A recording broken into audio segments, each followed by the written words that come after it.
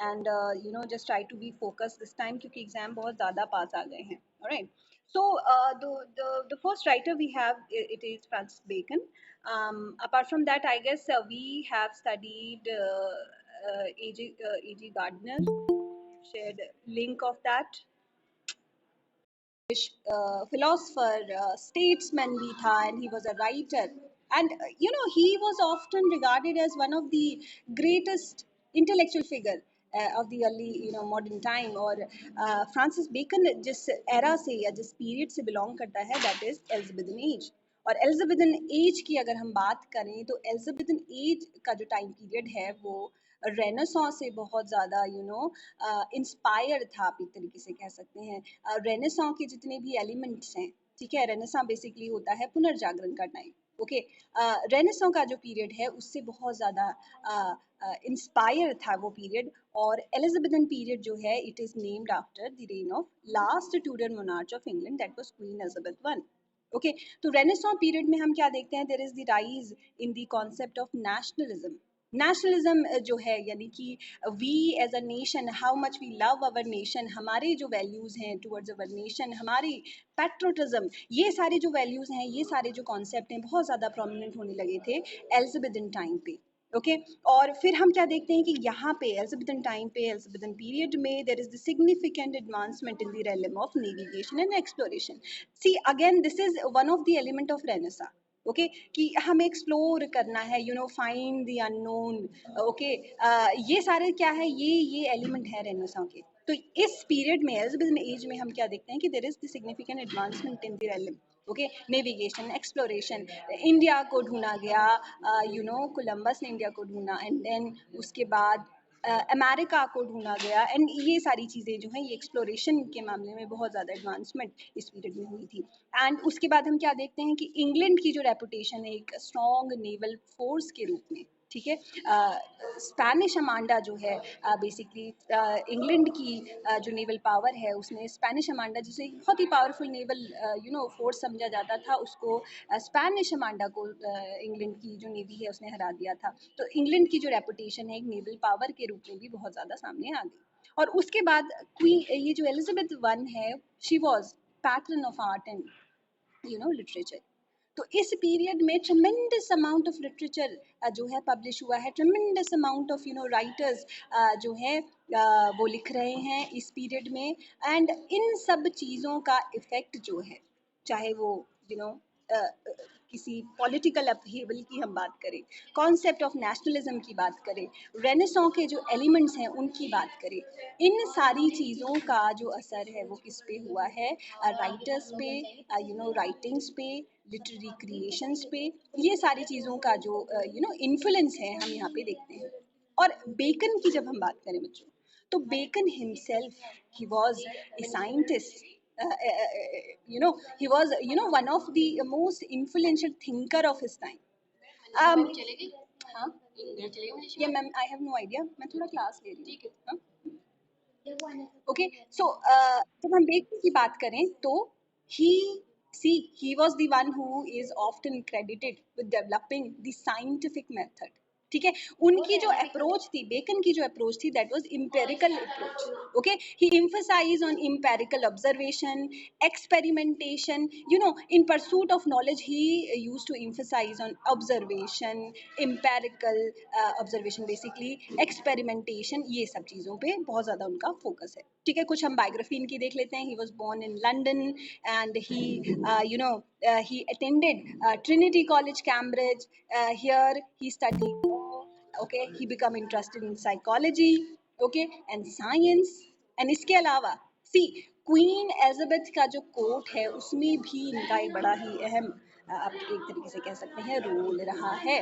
Okay, सी इन्होंने क्या करा है, इनके जो पॉलिटिक्स में जब he entered politics in the queen of in the court of queen one, and he serve as attorney general and later lord chancellor under King James one. सिर्फ queen Elizabeth के टाइम पीरियड में ही नहीं, बल्कि king James जो उसके बाद का पीरियड है, जैकोबिन पीरियड, उसमें भी he was very active in politics. Alright, और ही इज पॉलिटिशियन और फिलोसफर बहुत ज़्यादा. ये क्या है? Okay. Okay, he was philosopher as well. उनके जो मेजर वर्क हैं, कुछ साइंटिफिक वर्क्स हैं, जैसे नोवम ऑर्गेनम, 1620 में ये वर्क लिखा हुआ है। इसमें इन्होंने क्या किया है, he sets out his new method for advancement of learning. और एक और इम्पॉर्टेंट वर्क इनका है द न्यू एटलांटिस, 1627 में ये वर्क है। This is this is an unfinished work, but it describe a society which is based on scientific principles. और फिर जब हम इनके essays की बात करें, okay, he is known as father of English essay, okay, और he is one of the greatest essayists in English literature. And जब इनकी स्टाइल की बात करते हैं कि वो ऐसे किस तरीके के लिखे जाते हैं, am I audible probably, am I audible? अच्छा, बहुत ध्यान से ये सारी चीज़ें लिखनी सुननी है, बिकॉज ये सारी चीज़ें आपको अपने इंट्रोडक्टरी पार्ट में इंक्लूड करनी है कि फ्रांसिस बेकन था कौन, वेर ही वॉज बॉर्न, और किन चीज़ों के लिए वो जाने जाते हैं, रेनेसां का पीरियड क्या था, एलिजाबेथन पीरियड क्या था। These are the certain points that you have to include in your introductory part. Okay, जब भी आप अपना इंट्रोडक्शन बना रहे हो तो ये सारी चीज़ें आपको अपने इंट्रोडक्टरी पार्ट में इंक्लूड करनी। Okay, so Francis Bacon, he is considered, बेटा वहां से आओगे, उधर से आओ, please don't disturb. So Francis Bacon का जब हम स्टाइल ऑफ राइटिंग की बात करते हैं, so he is known for his concise aphoristic style of writing. बच्चों इसको लिख लो that he was he is known for the aphoristic style of writing. और aphoristic style basically क्या है, it is characterized by brevity, clarity and wit. ये क्या है, ये एक तरीके के कैरेक्टराइजेशन है उनके स्टाइल। और बेकन के जो एसेज हैं बेसिकली वो फॉर्मल लैंग्वेज में, फॉर्मल एंड ऑब्जेक्टिव स्टाइल में लिखा करते थे, and they cover a wide range of topics. Okay, इनके जो टॉपिक्स हैं, इनकी रेंज बहुत ज़्यादा वाइड है, हर हर एक टॉपिक को उन्होंने क्लियर किया है। जैसे कि ट्रूथ पे इन्होंने लिखा है, नॉलेज पे इन्होंने लिखा है, फ्रेंडशिप पे इन्होंने लिखा है, politics and what not. Okay, so Francis Bacon's essay, they are notable for their, pitchy and memorable statements. Okay, जिसे हम, aphoristic style बोलते हैं, जैसे कि एक एक मिनट बच्चों, बहुत हल्ला हो रहा है।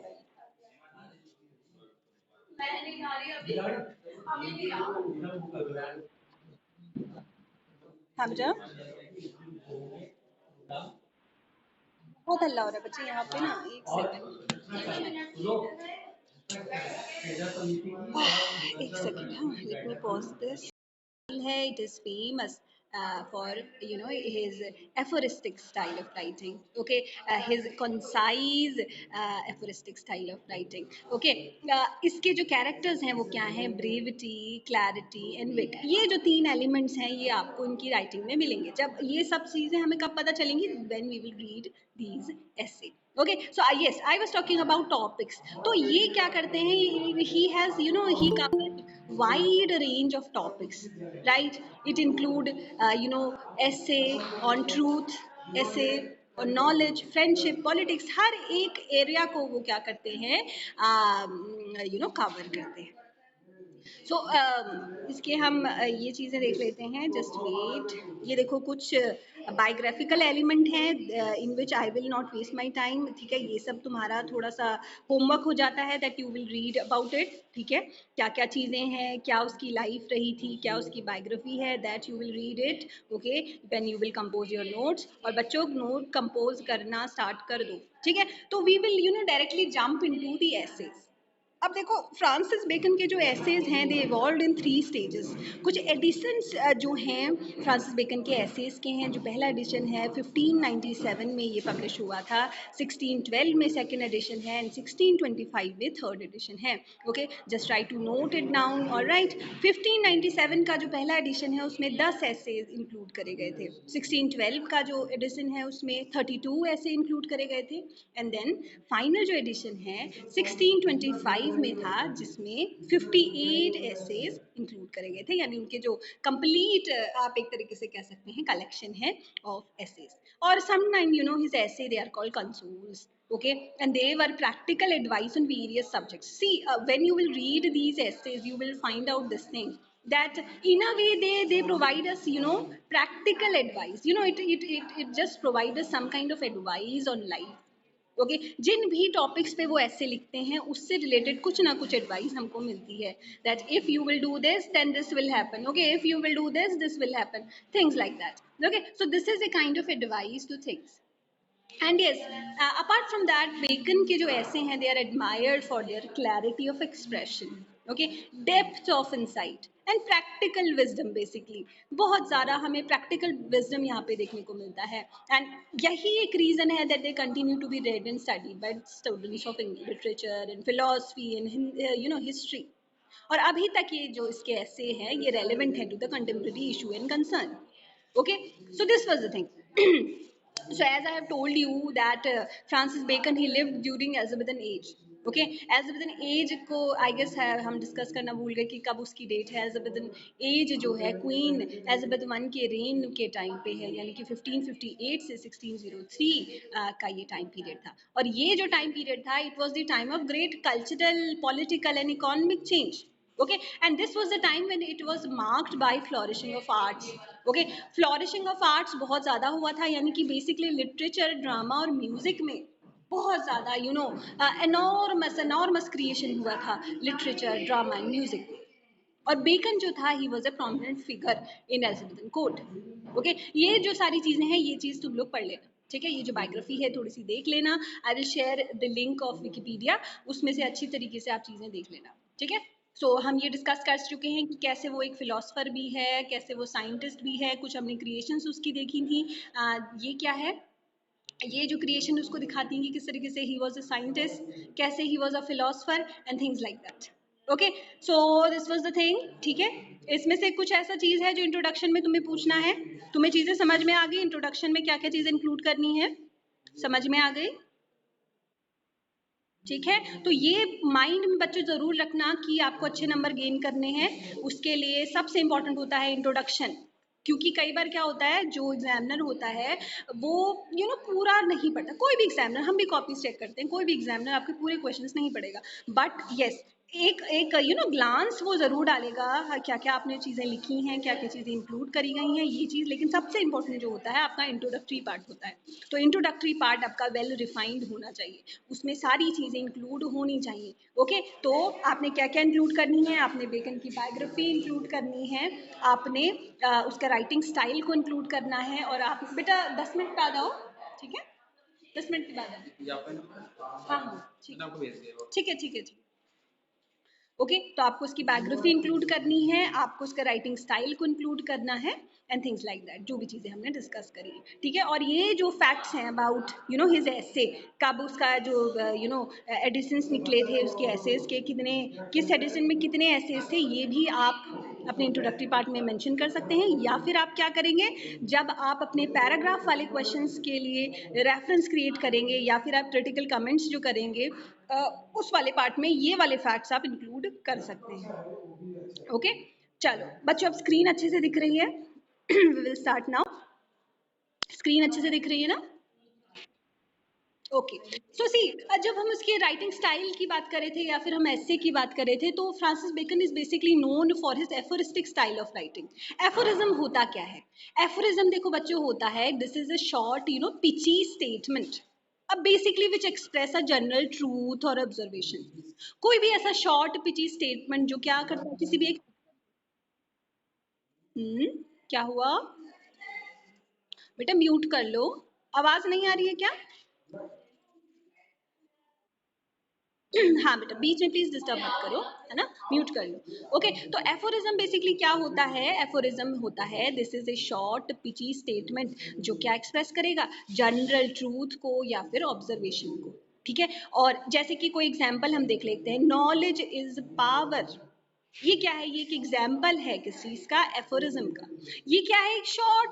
एक शॉर्ट स्टेटमेंट है जो क्या एक्सप्रेस करता है, किसी एक जनरल ट्रूथ को या फिर किसी ऑब्जर्वेशन को ये एक्सप्रेस कर रहा है कि नॉलेज क्या है, एक पावर है, बहुत ही ज्यादा पावरफुल ये स्टेटमेंट है. Pen is mightier than sword. कितना एक ये पावरफुल स्टेटमेंट है कि जो पेन है, this is mightier than sword और एनीथिंग एल्स. ओके तो ये क्या है, ये कुछ एग्जाम्पल हैं एफोरिज्म के, ठीक है। तो एफोरिज्म समझ में आ गया। बेसिकली ये क्या होता है, एक शॉर्ट स्टेटमेंट होता है जो क्या एक्सप्रेस करेगा, किसी एक जनरल ट्रूथ को एक्सप्रेस करेगा या फिर ऑब्जर्वेशन को एक्सप्रेस करेगा। सो फ्रांसिस बेकन जो है ही use these aphorism and he is they are very effective because he is able to convey the complex ideas and insight in a very concise and memorable way। तो जितने भी complex ideas फिर उन्हें essays लिखे हैं उनको बहुत ही easy way पे उन्होंने क्या करा है, एक्सप्रेस किया है। ओके तो ये चीजें हैं और यही बेसिकली एक रीजन है जिस वजह से his work has endured and continue to be read and studied today। तो उनकी जो एबिलिटी है to express complex ideas in a very clear and memorable way, this has made his work accessible and useful to the generation of readers। So this is the thing। So now जो ऐसे हम आज पढ़ने वाले हैं that is the of studies। okay ये जो title इस ऐसे का है that is of study. So this is an essay by Francis Bacon. It emphasise on the importance of knowledge and learning. Okay तो ये जो पूरा ऐसे हम पढ़ने वाले हैं बहुत शॉर्ट सा ये ऐसे है, ये एम्फसाइज किस चीज पे करता है, it emphasise on the importance of knowledge and learning. Knowledge का और लर्निंग की क्या इंपॉर्टेंस होती है ये पूरा ऐसे हमें डिस्क्राइब करता है। तो ब्रेविटी जो है एक तरीके का अगेन एक क्वालिटी है बेकन के एसेज, ठीक है। तो ये जो पूरा ऐसे है it is structured as a series of short aphorism and observation. Okay I have already told you aphorism क्या होता है। ओके तो हर एक जो पैराग्राफ है वो बेसिकली स्ट्रक्चर्ड किया हुआ है एफोरिज्म में। Okay they are short and long aphorisms, observation, or each of which they offer insight into the value and benefits of study। basically of studies, ठीक है। यानी स्टडीज की क्या इम्पोर्टेंस है, what are the benefits of studying, उसके ऊपर अपने insight को अपनी नॉलेज को उन्होंने प्रेजेंट करने की कोशिश करी, अपनी ऑब्जर्वेशन को उन्होंने प्रेजेंट करने की कोशिश करी। ओके तो चलो we will start now. Studies serve for delight. और बच्चों बहुत ध्यान से इस ऐसे को देखना है क्योंकि ज़रूरी नहीं है कि हमें दोबारा टाइम मिले या तुम्हें भी इनफैक्ट टाइम मिले ऐसे को पढ़ने का या फिर देखने का। तो ये लाइंस क्योंकि एग्जाम में आ जाती हैं कि आप इन 5 लाइंस को या 6 लाइंस को वहाँ पे डिस्क्राइब करिए, इस तरीके के क्वेश्चन बनते हैं, पैराग्राफ वाले जो क्वेश्चंस हैं वो बनते हैं। तो बहुत ध्यान से ऐसे इसको देखना है और खुद को पॉइंट आउट करने की कोशिश करो, कुछ ऐसे बुलेट पॉइंट्स बनाओ या फिर कुछ ऐसी चीजें करो जिससे आपको पता चल जाए कि ये जो पर्टिकुलर ऐसे है ये किसका है या फिर किसने लिखा है, या फिर कुछ ऐसे वर्ड्स हैं उनको मेमोराइज करने की कोशिश करो जिससे तुम्हें ऑटोमेटिकली याद आ जाए कि ओके ये जो ऐसे है वो इस पर्टिकुलर राइटर का है और इस ऐसे से लिया हुआ है। ओके तो ये चीज तुम्हें करनी है। चलो let's start. Studies serve for delight, for ornament and for ability। See again this is an example of aphorism। okay so ये जो पूरा पैराग्राफ है, okay he Francis Bacon he basically outlining here the 3 main benefits or purpose of study। okay ये जो 3 चीजें हैं ये क्या है, ये पर्पस ऑफ स्टडीज है कि why there is the need of studying, what are the benefits of studying। so basically he is telling us in these lines that studies, the main purpose of study that is delight, ornament and for ability। तो सबसे पहला जो point है that is delight. Delight का क्या मतलब होता है, डिलाइट का मतलब होता है जॉय के लिए, प्लेजर के लिए। Why we study, why we read particular novel, why we read particular book, why we read it for our delight, we read it for our joy, we read it for our pleasure। second point उन्होंने mention किया है that is ornament। ornament होता है decoration। सी ornament जैसे jewellery, जब हम jewellery पहनते हैं वो हम क्यों पहनते हैं, ताकि हमारी हम ब्यूटीफुल लग सके या फिर हमारी जो फीचर्स हैं वो और ज़्यादा एक्सलरेट हो सके, इसलिए हम ऑर्नामेंट्स अपने पहने जाते हैं। सिमिलरली स्टडी जो है वो ऑर्नामेंट का काम करती है यानी डेकोरेशन का काम करती है। And third is for ability. Simple, why we read to become able. Okay, तो जो पहला बेनिफिट स्टडीइंग का बेकन ने मेंशन किया है, that is delight. What he said that studying, let's read it. The chief use for delight, okay, is in privateness and retiring. See, इसने क्या बोला है कि there are three basic, the benefits of reading, or there are three basic purpose of studying. First is for delight, okay, second is for ornament, and third is for ability.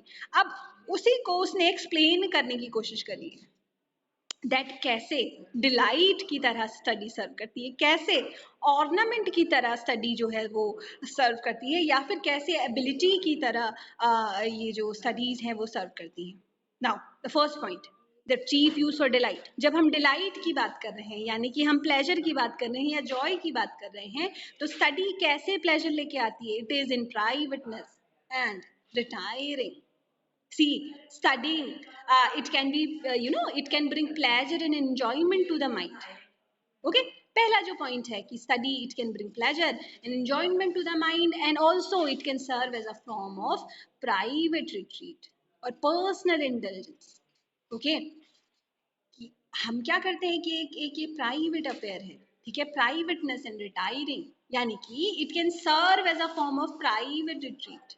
Okay, essentially यहाँ पे क्या हो रहा है, Bacon he is arguing that studies, it can be enjoyable in and of itself, regardless of any practical benefit it may have. Now, second is discourse. Sorry, for ornament. Ornament is in discourse.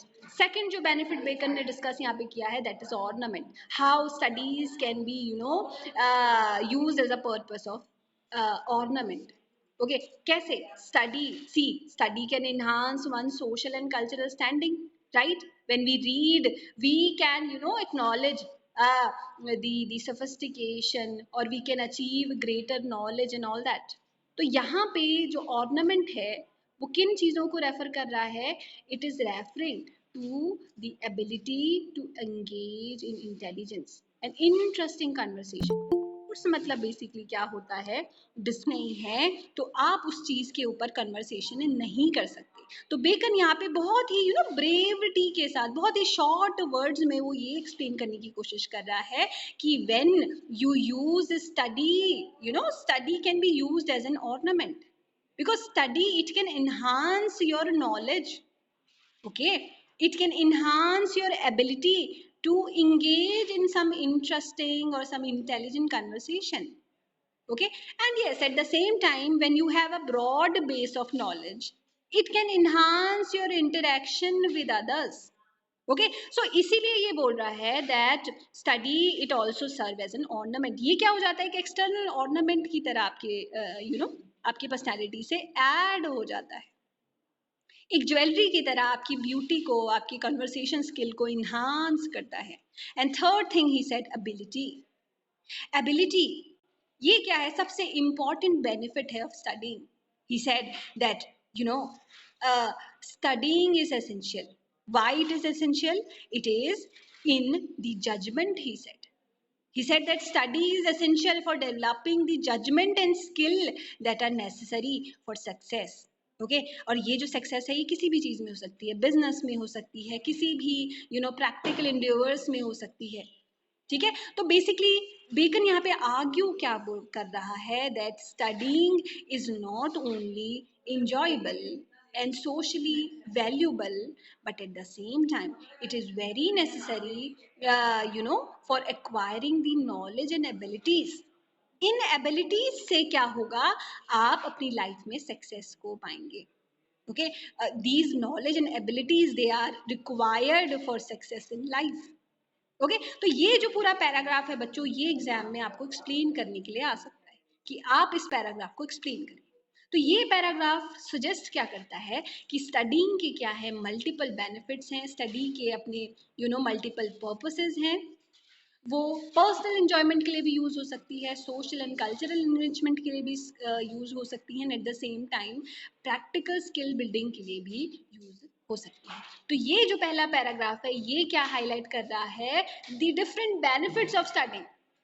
So, studying is not only valuable for their own sake, but at the same time, it is very crucial aspect of personal and professional development. All right, चलो आगे बढ़ते हैं. Am I audible properly?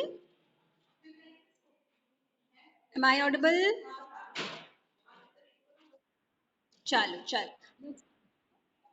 Now, for expert man can execute and perhaps judge of particular, one by one, but the general concerns, the plot and marshalling affairs, come best from those that are learned. अब देखो यहाँ पे वो expert mains की बात कर रहा है, ठीक है. ये जो पूरा पैराग्राफ है ये बेसिकली डिस्कस क्या कर रहा है, relationship between knowledge and practical skills, यानी नॉलेज, बुकिश नॉलेज और एक्सपीरियंस के बीच में यहाँ पे एक रिलेशनशिप एस्टैब्लिश करने की कोशिश कर रहा है. तो वो बोलता है कि जो एक्सपर्ट एंड स्कॉलर्स हैं, okay, they may be able to जज and analyse individual details and particulars. देखो यहाँ पे दो चीजें हो रही हैं, एक है नॉलेजेबल इंसान और एक दूसरा है learned. Okay, learned are those, see, who have, apart from, knowledge, they have experience also. Now see what he is discussing. He is discussing here that, expert and scholar, maybe they are able to judge and analyze things. Okay, it is those who are learned or have a broad base of knowledge. ठीक है. देखो दो चीजों पे इन्होंने compare करने की कोशिश करी कि एक जो एक्सपर्ट मैन होते हैं, यानी कि ऐसे लोग जो किसी एक पर्टिकुलर स्किल में एक्सपर्ट है, वो क्या कर सकते हैं, दे कैन जज ऑफ पर्टिकुलर. जज ऑफ पर्टिकुलर का क्या मतलब है, एक्सपर्ट क्या होते हैं, कोई भी एक एक्सपर्ट किसी एक चीज में एक्सपर्ट हो सकता है, ठीक है. किसी को आप कह सकते हैं सॉन्ग्स बहुत अच्छी तरीके से गाता है, तो वो किस चीज में एक्सपर्ट है, सॉन्ग्स में. ओके, किसी को ड्राइंग बहुत अच्छी कर लेता है, वो किस चीज़ में एक्सपर्ट है, ड्राइंग में. सिमिलरली किसी के पास बहुत अच्छी नॉलेज है, किसी की राइटिंग अच्छी है. ओके, ये सारी चीज़ क्या है, दे आर एक्सपर्टीज. और जब आप थोड़े से हायर लेवल पे जाते हैं, आप जब स्कॉलर्स बन जाते हैं, तो आपका जो एक्सपर्टीज लेवल है वो डिफरेंट हो जाता है.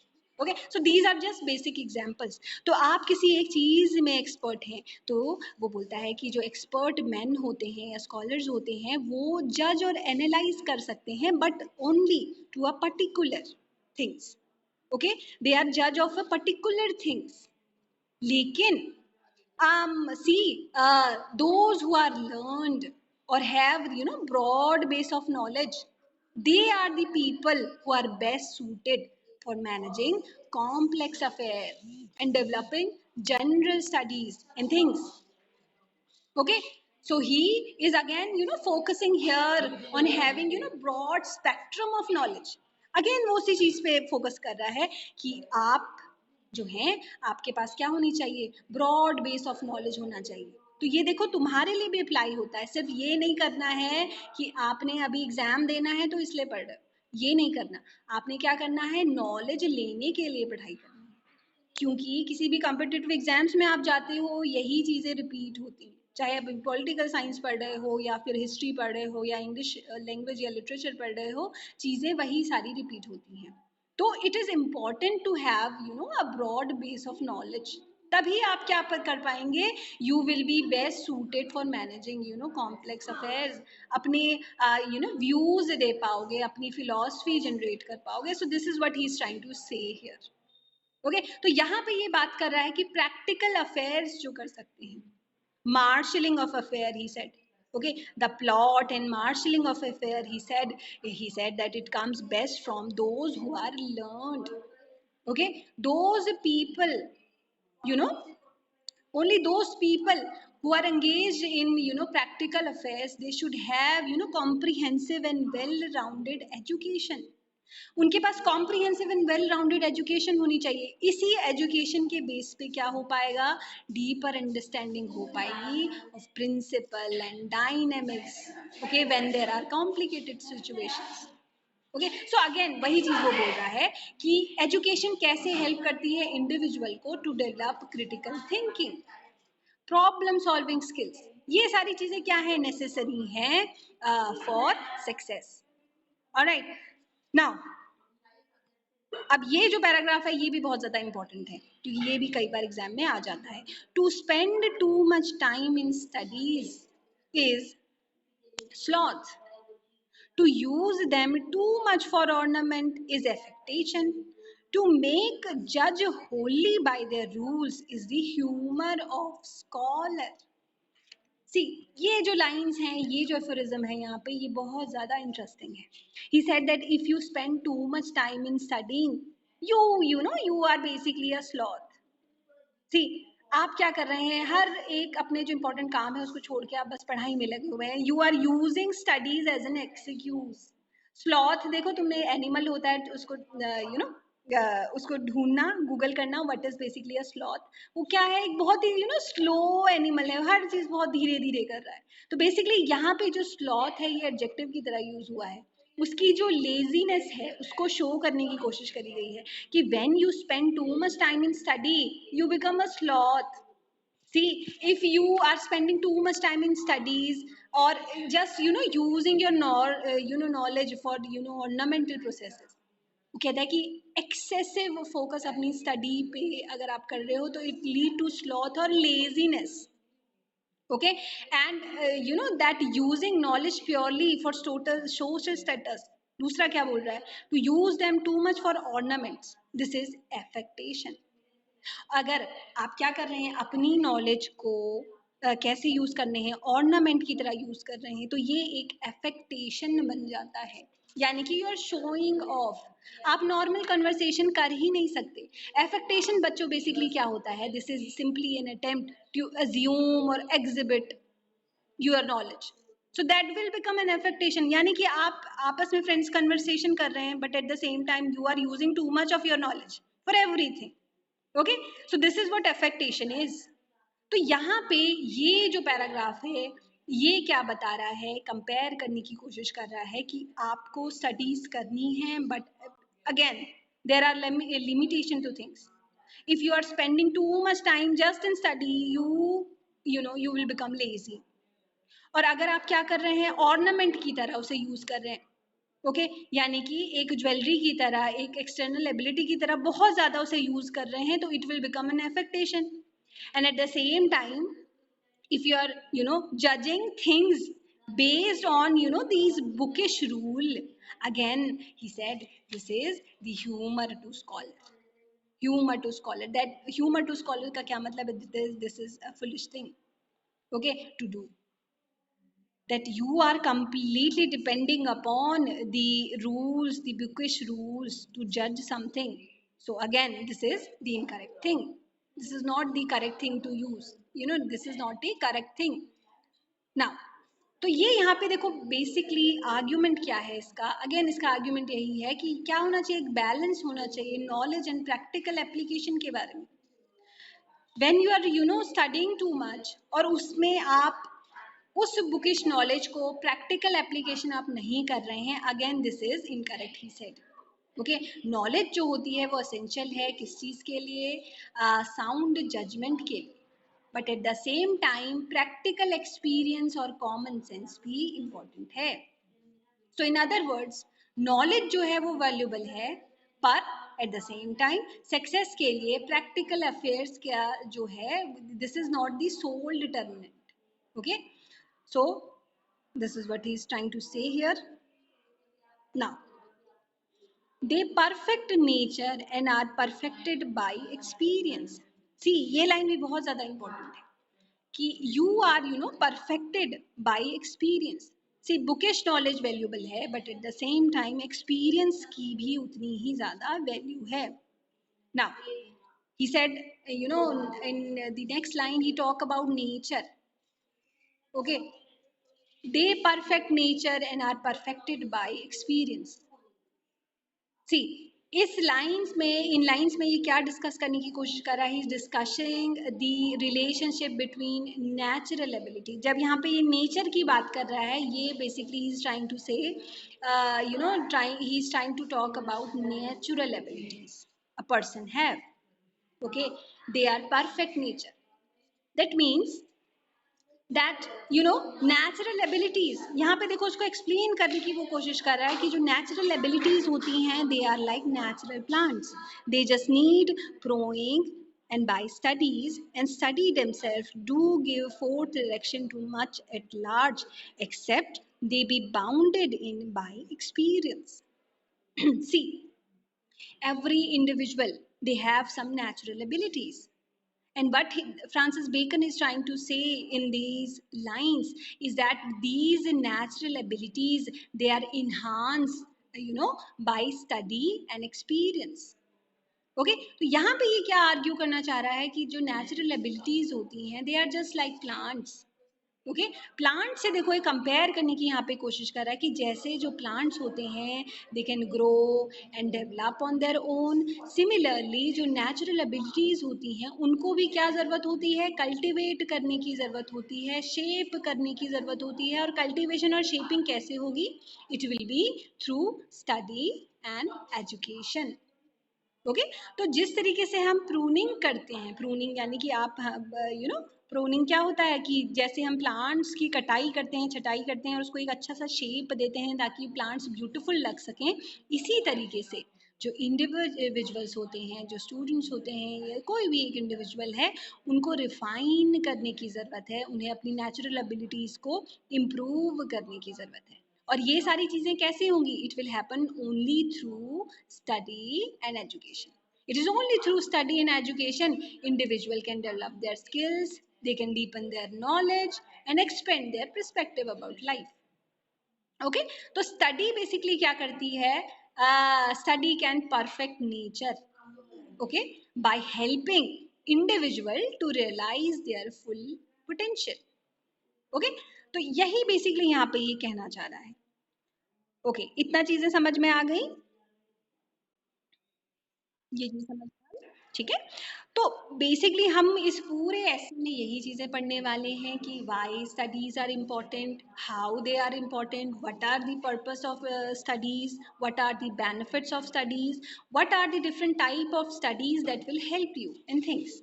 ओके चलो आगे बढ़ते हैं. Now, crafty men condemned studies.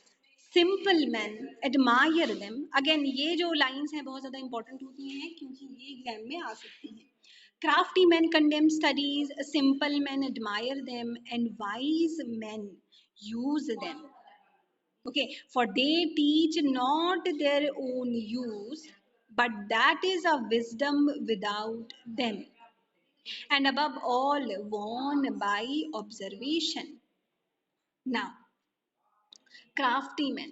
बच्चों crafty men कौन होते हैं? Crafty men, people who are clever. Okay, those people who are clever. Now, इस paragraph में basically he is describing or he is discussing the different attitudes of people. You know, they have towards the pursuit of knowledge. कैसे different attitude के जो लोग होते हैं उनकी जो you know उनका जो perspective है knowledge को लेके वो different है. सबसे पहले उसने बात करी है crafty individuals की. crafty individual ऐसे लोग जो बहुत ज़्यादा you know clever होते हैं. Okay, crafty people basically crafty individual कौन से होते हैं, they are those people who are cunning, okay, they are deceitful in their behaviour and action. Okay तो बेकन इस पैराग्राफ में क्राफ्टी मेंस को या क्राफ्टी इंडिविजुअल को डिस्क्राइब करते हुए बोलता है, he suggest that such individual they condemn studies. Okay, they condemn the pursuit of knowledge. क्यों उसे कंडेम करने की कोशिश कर रहा है, क्यों वो चाहते हैं कि you know people should not be educated, क्योंकि अगर आप एजुकेटेड होंगे तो they will not able to deceive others. Okay, because this knowledge, you know, this pursuit of knowledge, they see it as a thread to their own power and influence, so they discourage others from pursuing knowledge so that they can maintain their own advantage and control over others. Okay तो इसीलिए वो बोल रहा है जो crafty individual होते हैं they will completely condemned it, they will not support knowledge, they will not study, they will not make people study, you know, to gain, to attain knowledge, because that will affect their own work. Okay, they will, that will affect their own action. Now अब वो बात कर रहा है simple men, simple people. Simple people, they admire it. Simple people basically यहाँ पे किन की बात हो रही है? Those people who are not literate. Okay, they simply admire education. आपने देखे होंगे कई सारे हमारे गांव में होते हैं, हमारे जो बुजुर्ग होते हैं जो बहुत ज़्यादा एजुकेटेड नहीं है, and they are very found of people who are intellectual या फिर जो नॉलेजेबल है. तुम्हारे ही दादा दादी होंगे या फिर ऐसे लोग जो क्या है एजुकेटेड नहीं है. They simply admire the people who are educated. Simply वो जो सिंपल लोग होंगे they will admire education. Okay, and third चीज जो उन्होंने बोली है, it is about wise man, wise individual. Okay, wise individual will use them. देखो यहाँ पे जो देम दे ये सारी चीजें आ रही हैं, इनको इन चीजों को समझने की कोशिश करो. ठीक है, when they are talking about them तो यहाँ पे एजुकेशन की बात हो रही है.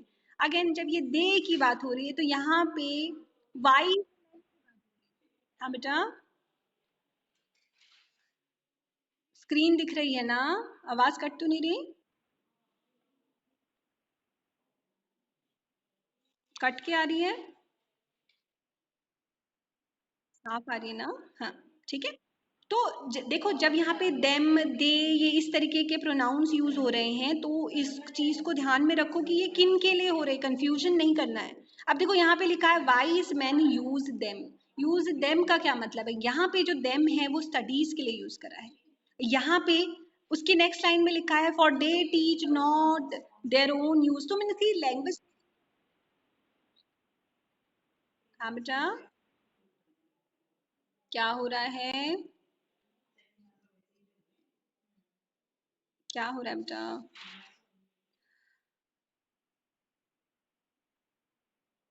नहीं बेटा, यहाँ पे भी प्रॉब्लम है कुछ, ऐसा नहीं है कि मेरे हमारा नेटवर्क बहुत अच्छा है ऐसा नहीं है.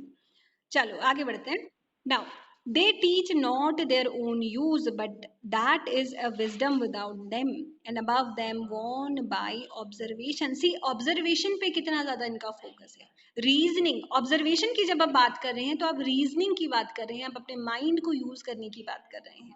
सो क्राफ्टी मैन की इसने बात कर ली, सिंपल मैन की बात कर ली. थर्ड कैटेगरी ऑफ इंडिविजुअल्स की ये बात कर रहा है, that is the the wise man.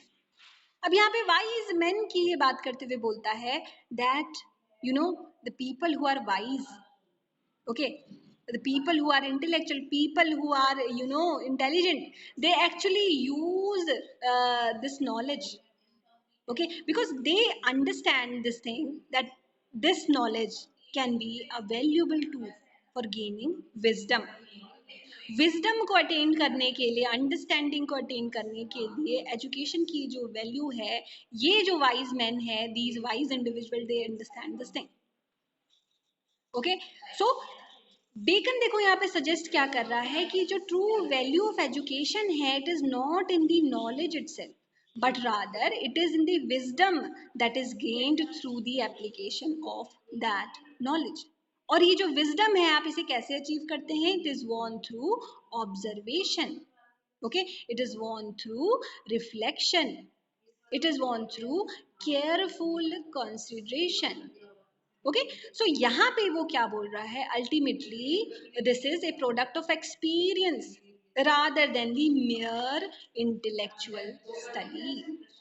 Okay, तो ये क्या है? ये पूरी एक तरीके की एडवाइस वो दे रहा है that how you should approach pursuit of knowledge. Okay, चलो आगे बढ़ते हैं. नाउ अब ये आगे आर्ग्यूमेंट दे रहा है, कुछ ये एक तरीके की एडवाइस है. Read not to contradict and कंफ्यूट.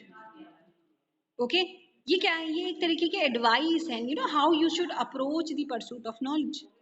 That you should not read to contradict and confute. Contradiction create करने के लिए, ये कंफ्यूट है ना, क्रिएट करने के लिए आपको नहीं पढ़ना है. Nor to believe and take for granted. ऐसा भी नहीं है कि people should take advantage of your self. Nor to find talk and discourse but to weigh and consider. See what he is trying to say here. क्या इसका argument है? He said that reading, it should not be done with the intention of simply finding support for your own ideas and beliefs. Nor should it be done just to engage in some kind of idle conversation. Basically, reading क्यों करनी चाहिए? Reading should be done with the intention of carefully weighing and considering the information, okay, and with an open mind and willingness to learn. तो basically ये paragraph क्या suggest करता है कि जो नॉलेज है, the pursuit of knowledge, this is a valuable thing, okay, but at the same time ये जो नॉलेज है इसको अप्रोच कैसे करना चाहिए? With a certain level of wisdom, okay. So Bacon argue क्या यहाँ पे कर रहा है? That knowledge is not an end in itself but rather it means to gain greater understanding and wisdom. Alright, क्या हो गया? आवाज नहीं आ रही? बुक्स को क्या करा है? 3 तरीके की कैटेगरीज में डिवाइड किया है। पहली एक कैटेगरी है, these are those books that are to be tasted. Second category of books हैं that are to be swallowed, and third are the category which are chewed and digested. Okay, अब देखो इसका जो लिटरल मीनिंग है उसको समझने की कोशिश करो। Just imagine food when we eat, okay.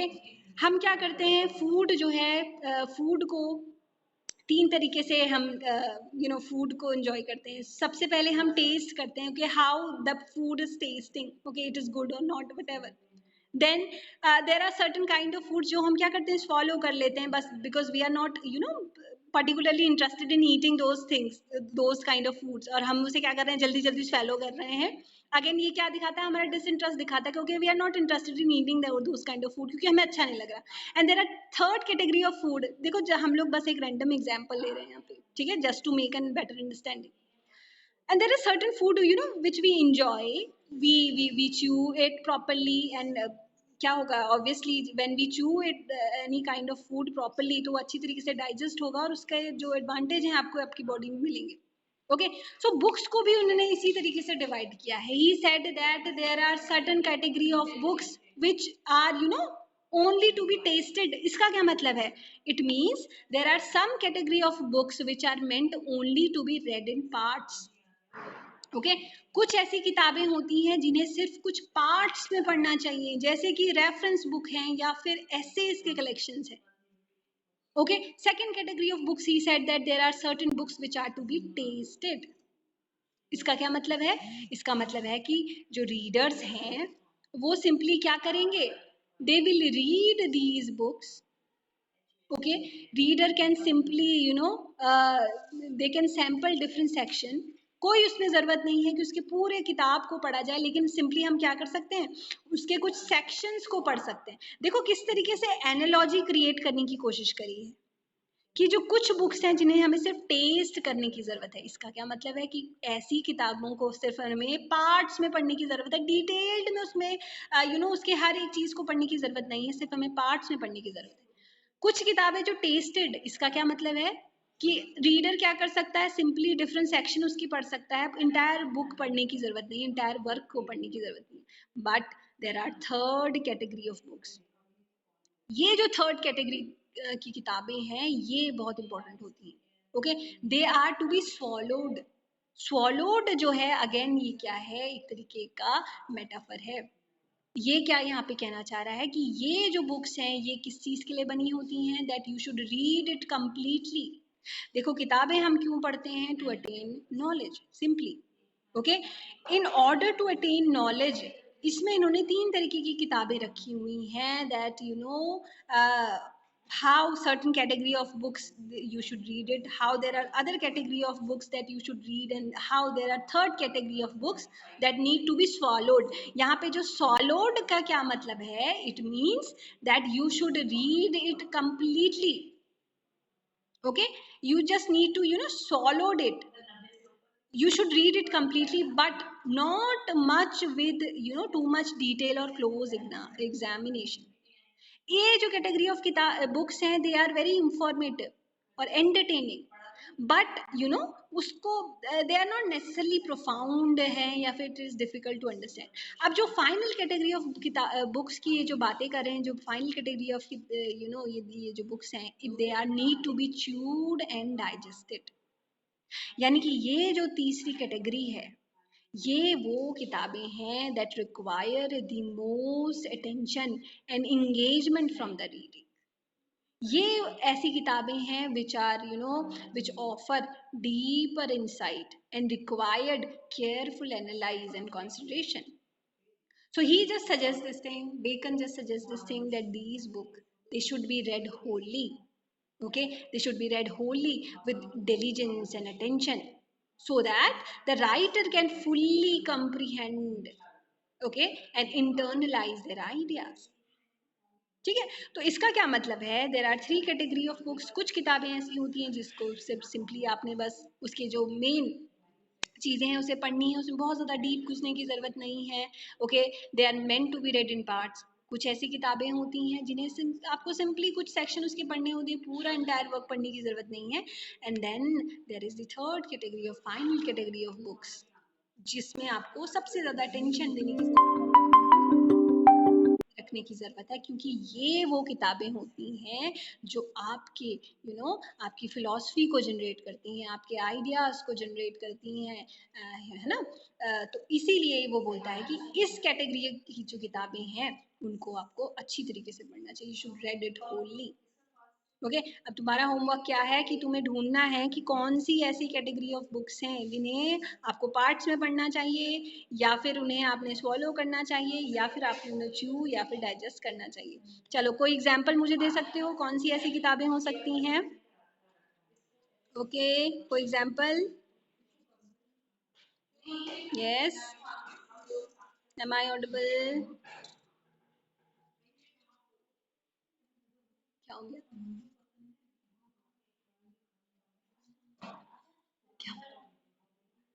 Yes, am I Audible?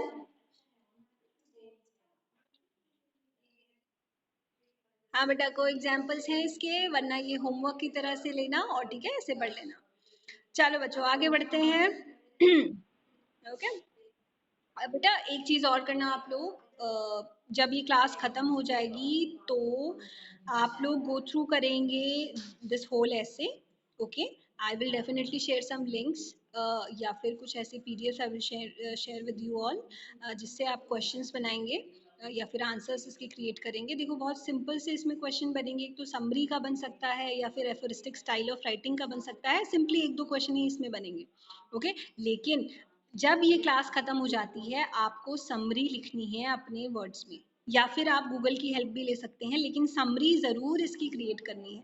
और एक बार ऐसे को ज़रूर गो थ्रू करना है ताकि आप समझ सको कि okay, this is the particular ऐसे रिटन बाय जॉन बेकन, और तुम्हें वहाँ पे एग्जाम में याद आ पाए कि अच्छा, ये वो ऐसे था जो जॉन बेकन ने फ्रांसिस बेकन ने लिखा था, एंड वाइस एंड वर्सा.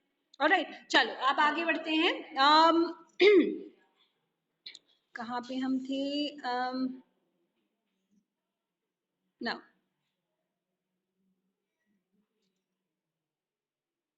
अब आगे हम बढ़ते हैं. ये पैराग्राफ देखो, बहुत इंपॉर्टेंट है. Reading makes a full man.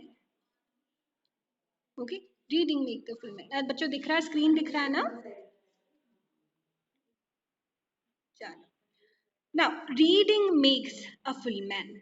अब देखो, ये जो पैराग्राफ है, यहाँ पे बेकन क्या कर रहा है? He is trying to outline the benefits of different form of learning. Okay, and intellectual pursuit. क्या इनके बेनिफिट्स हैं अगर आप डिफरेंट फॉर्म ऑफ लर्निंग करते हैं, यानी एक पर्टिकुलर स्टडी आप करते हैं तो उसके क्या बेनिफिट हैं, या फिर एक तरीके का इंटेलेक्चुअल परसूट आप करते हैं तो उसके क्या बेनिफिट्स हैं. चलो हम इसे पढ़ते हैं. तो सबसे पहले वो कहता है कि reading makes a full man. See, when you read, okay, it make you a full man. Full man का क्या मतलब है? भैया बस करो. Okay, so it makes U a full man. Full man का क्या मतलब होता है? That you become well rounded, you expose yourself to a wide range of ideas and knowledge. है ना? ओके, सी, यानी जब आप रीड करते हैं, आप क्या होते हैं? वेल राउंडेड हो जाते हैं. यानी कि आप एक कंप्लीट, आप क्या बन जाते हैं? एक फुल मैन बन जाते हैं. यानी कि you have wide range of ideas and knowledge, right? But at the same time फिर वो आगे एक्सप्लेन करते हुए बोलता है दैट कहाँ चला गया, conference are ready man, okay, but at the same time he said that okay, सिर्फ जो रीडिंग होती है, सिंपल रीडिंग होती है, it is not enough, okay, person should be included in conference. Conference का क्या मतलब है? कॉन्फ्रेंस का मतलब होता है discussion, okay, so simple reading is not enough, as a person also need to engage in discussion, okay, and debates। Conference में basically क्या होता है? डिस्कशंस होते हैं, डिबेट्स होते हैं। ये सब चीज़ें क्यों होती हैं? In order to to be ready to apply their knowledge in real life situations. इसीलिए वो बोलता है कि कॉन्फ्रेंस क्या करता है? आपको एक रेडी मैन बनाता है, यानी it conference, debates and discussion, they basically makes you ready, okay, it makes you ready to for the real life situation. अब जो थर्ड एसेंशियल चीज उसने बोली है, आगे वो बोल रहा है that writing an exact men, a third kind of thing he said that okay, writing, it is very essential for developing precision and accuracy, okay, आप अपनी जो प्रिसीजन है, अपनी एक्यूरेसी है थिंकिंग में और कम्युनिकेशन में कैसे डेवलप करते हैं? जब आप लिखते हैं। इसीलिए हमेशा आपको सजेस्ट किया जाता होगा बच्चों कि ओके, आप पढ़ रहे हो, ओके, लेकिन अगर आप लिख के पढ़ोगे तो आपको जल्दी याद होता है। तो वही सेम चीज बेकन यहाँ पे वो फिलॉसफी देने की कोशिश कर रहा है कि जो राइटिंग होती है, इट इज वेरी एसेंशियल, ठीक है, ये आपकी थिंकिंग एक्यूरेसी बढ़ाती है, आपकी कम्युनिकेशन की जो एक्यूरेसी है वो बढ़ाती है। और when you express your ideas, your thoughts in writing, then only the person he become exact। exact का क्या मतलब है? exact का मतलब होता है clear in their ideas। so this is the only reason that uh, people suggest that you should write in order to read, okay।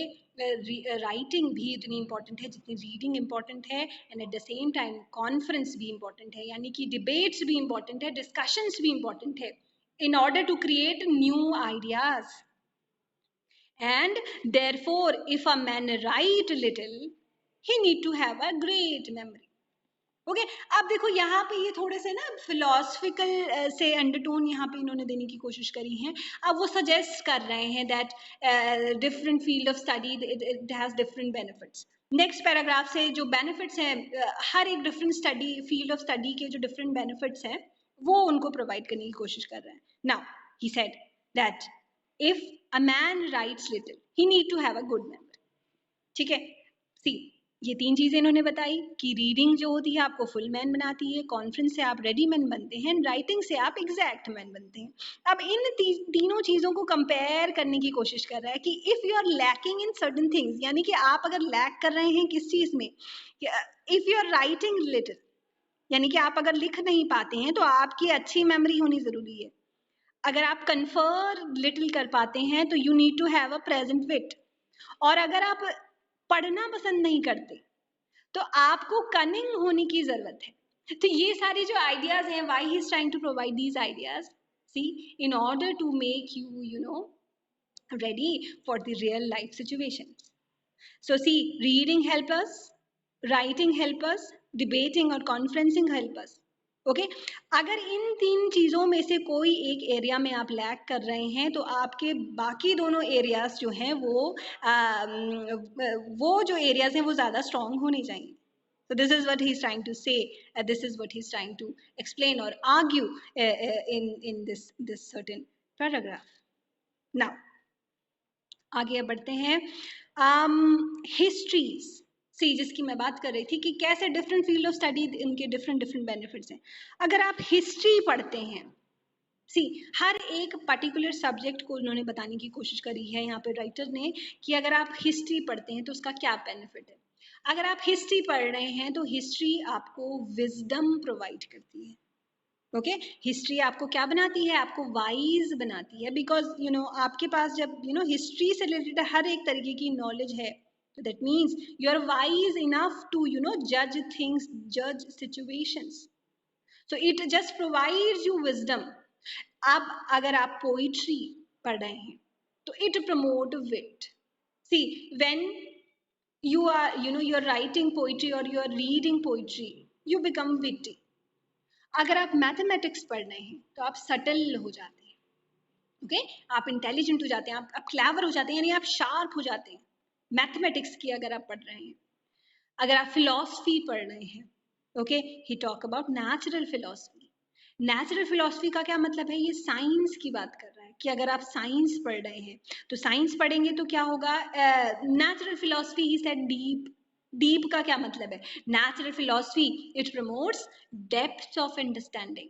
आपकी जो अंडरस्टैंडिंग है उसे डीप बनाती है क्या, science. Okay natural philosophy is basically science. And then he said moral. Moral moral philosophy अगर आप पढ़ रहे हैं तो it makes you grave. Grave यानी क्या मतलब होता है, यू बिकम सीरियस। ओके वो जो बचपना है वो खत्म हो जाता है जब आप मॉरल फिलॉसफी पढ़ने लगते हैं। You know moral philosophy basically promotes gravity and seriousness. और फाइनली उसने बोला है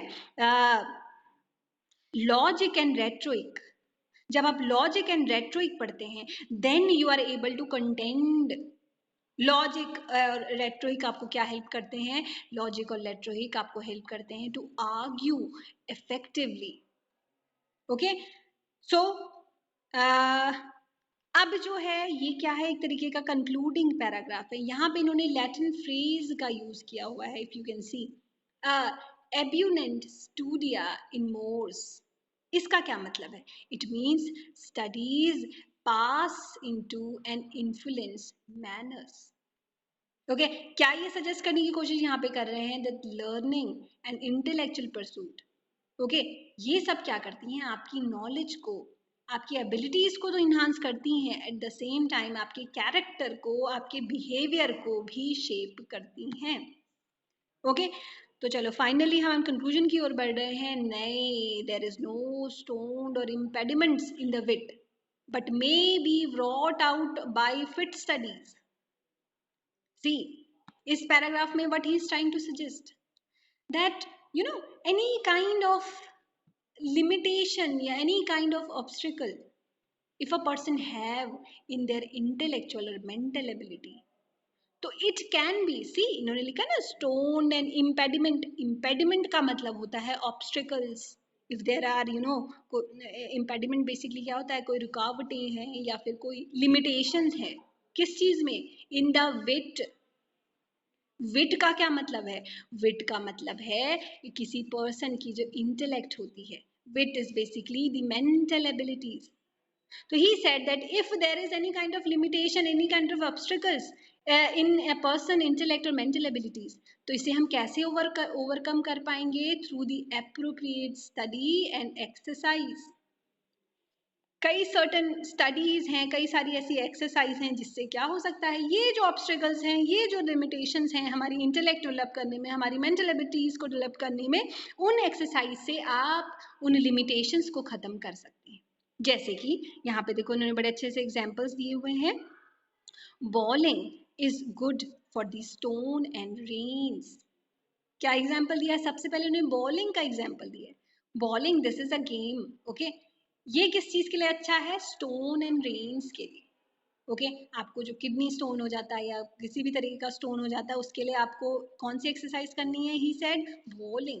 सी ये जो एग्जाम्पल है किस चीज के हैं, तुम लोग देख रहे हो ये ऑब्जर्वेशन के एग्जाम्पल्स हैं। और अभी तुम लोग सोचोगे कि okay why he saying all this things, we already know all that right. लेकिन बच्चों just you know keep this thing in your mind कि ये जो ऐसे लिखा गया है ये 14th सेंचुरी में लिखा हुआ है। ये इट वाज द टाइम, ये जो सारे आइडियाज थे ये डेवलप ही नहीं हुए थे। सो ये जो सारे आइडियाज हैं कि bowling this is good for stone and reins, ये क्या है, ये एक तरीके के साइंटिफिक एक्सप्लोरेशन है या इन्वेंशंस हैं जो उस टाइम पे डेवलप हुई थी। अभी this is pretty common but at that time it was very extraordinary, you know एक तरीके का न्यू इन्वेस्टिगेशन था। Now he said shooting is good for lungs and breast. Okay, shooting अगर आप शूटिंग करते हैं यानी अगेन शूटिंग अगेन क्या है, ये भी एक स्पोर्ट है। ये क्या है, लंग्स के लिए अच्छा है और आपकी डीप ब्रीदिंग्स के लिए अच्छा है। ठीक है, आपको आपको आपकी ब्रीदिंग को हेल्दी बनाने के लिए क्या है, शूटिंग इम्पॉर्टेंट है या अच्छी है। Gentle walking, he said gentle walking it is good for stomach, ठीक है, आपके स्टमक के लिए वॉकिंग करना इंपॉर्टेंट है। Riding is good for the health, और अगर आप राइडिंग करते हैं तो it is good for health, okay, for your head, sorry. अब ये जो एनोलॉजी है इसको थोड़ा सा वो एक्सटेंड करते हुए बोलते हैं कि if men's wit be wandering, यानी आपका ध्यान जो है अगर भटक रहा है तो let him study the mathematics. अगर आपका ध्यान भटक रहा है यानी कि आप फोकस नहीं है, यू आर अनफोकस्ड, तो you can improve your focus by studying mathematics. तो कभी भी अगर पढ़ने में ध्यान न लगे तो मैथ्स करने बैठ जाओ, ठीक है, क्योंकि मैथ्स में क्या होता है, mathematics it requires a high degree of mental focus, ठीक है, कॉन्सेंट्रेशन बहुत उसमें चाहिए होता है, तो it can help to train and discipline the wandering mind, okay. Then उसके बाद वो क्या सजेस्ट कर रहा है, that if his wit be not apt to distinguish or find differences, let him study the schoolman, okay. Again ये example दे रहा है स्कूलमैन का। स्कूलमैन क्या है, this is the book of prayers, कि अगर आप जो हैं या सही या गलत में डिफरेंसेस नहीं पढ़ पा रहे हैं, नहीं समझ पा रहे हैं, तो आपको स्कूलमैन जो है उसे पढ़नी चाहिए। Similarly other example he said, and if he not apt to beat over matters and to call up one thing to prove and illustrate other, let him study 197 lawyer cases. So every defects of mind may have a special receipt. Okay, so यहाँ पे ये क्या कहना चाह रहा है कि हर एक जो डिफेक्ट होता है माइंड का, हर एक जो हमारी ऐसी चीजें जो हमारे इंटेलेक्ट को लिमिट करती हैं, इन सब चीजों का कुछ ना कुछ एक तरीके से सल्यूशन है study, okay. So this was your एसे। तो ये जो पूरा ऐसे है बच्चों, ये किस चीज़ पे एम्फोसाइज करता है कि जो इम्पोर्टेंस किस चीज़ की है, balancing one study with practical experience and real world application में कैसे आप स्टडीज़ का यूज़ कर सकते हैं, okay. So this was the thing, I hope तुम लोगों को समझ में आ गया होगा। और